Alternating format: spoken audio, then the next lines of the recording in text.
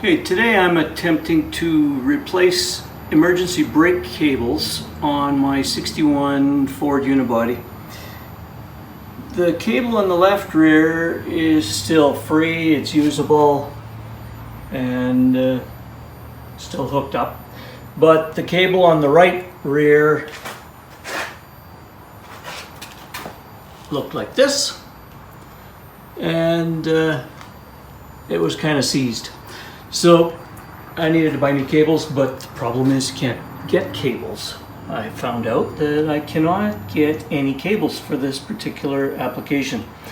So after a lot of checking and fiddling around, I ordered in two of these. These are a lot longer, and they are from a 1970 Galaxie 500. So they're about, I think they were 89 inches long, which is longer than I need. The cable and the housing are both longer. So I am going to take them apart and use these parts and make my own cable.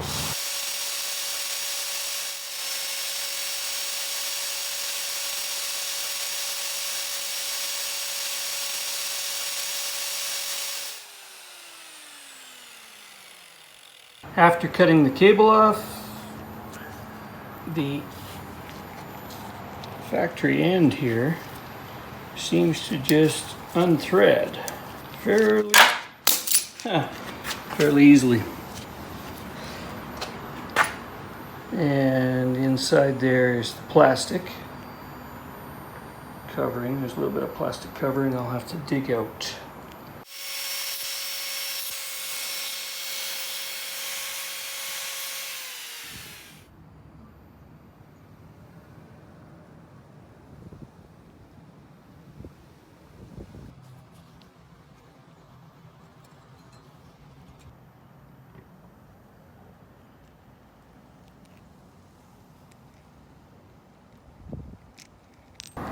Finally figured it out. I've got it squished down. I just tapped on it with a punch just enough to squish the size of that collar. And now when I put it on here, if I get it right while holding the camera, it will actually thread on because of the spiral of the inner cable.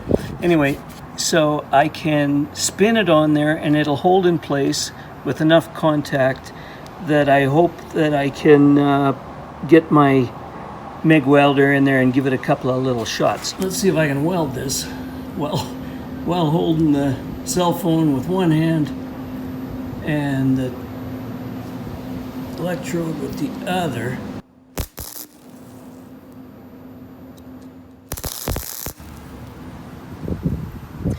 Well, here's my final weld.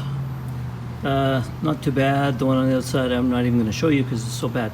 But I did learn, don't waste a lot of time heating that up because there's plastic coating on the inside of the cable, and if that even gets warm, then it plugs up the hole again. So I had to use a very fine threaded screw to act like a file just to clean it out.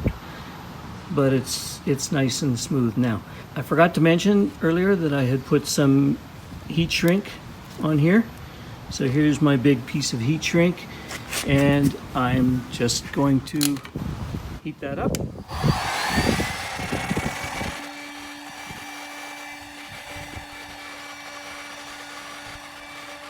Look at that. Looks like just right from the factory. The relaxed length of the spring on the end of the cable was longer on the new one. I'd actually installed it with the full-length spring, but it really looked like there was too much spring inside the drum there because it was causing the cable to bulge. So I just removed the spring off of the old cable, and I'm going to install the older spring. It's a little slightly bigger diameter, but shorter. Okay, now time to show you the final product. So here is the left rear wheel where the cable comes in, connects to the factory original bracket on the back of the frame, and then to the factory location where the other end of the cable is, and you can see my nice shrink wrap job there. Other cable, exactly the same thing. Shrink wrap there. I've got a bracket up there just because it was hanging down just a little bit more than I wanted it to. And factory bracket again, and back down to the wheel. Now let's take a look in front of the mounting points. So here's the cable, and here's what I had to do because I had purchased that really long cable and I had to cut it in order to reassemble the housing. So I got a couple of cable, I don't know what you call these, cable joiners in here. Here's the original knob that was on the end of the cable, and of course the cut location, and way over here are the other ends of the cable. I haven't trimmed these shorter yet, but this is how I adjusted it and got it so that the length is about right. So I'm just pulling, let's see if I can, right now that's about what it takes to adjust the brakes.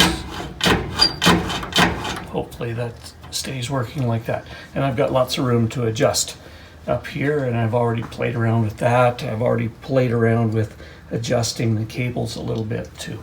But there you have it. That's the brake cable system underneath the vehicle. I thought it was probably worth pulling the drum off and showing you the inside the brakes here. So I've got new brake shoes on, new springs, all that kind of stuff. But underneath here, come on camera, you can see the spring, and it doesn't look bunched up or anything. Everything looks wonderful on the inside. So that's the emergency brake system on this F100 1961. Let's take a look at this emergency brake lever and see if we can give it a yank, and try not to block too much of the light at the same time. Okay, I've probably got the cable adjusted a little bit too tight, barely 2 inches of pull on that emergency brake lever. That's good to know, actually. I didn't think it was that tight, but we'll fix that. I did the brakes today. I got the master cylinder in, and I'm just gonna let it sit for another day, and we'll see if there's any leaks. I've got all new brake lines everywhere, new wheel cylinders, and I don't know what else you can say is new as far as the brakes go. Well, of course, shoes, springs, retainers, all that kind of stuff. So that's the emergency brake, and the hydraulic brakes are all done in this video. Thanks for watching.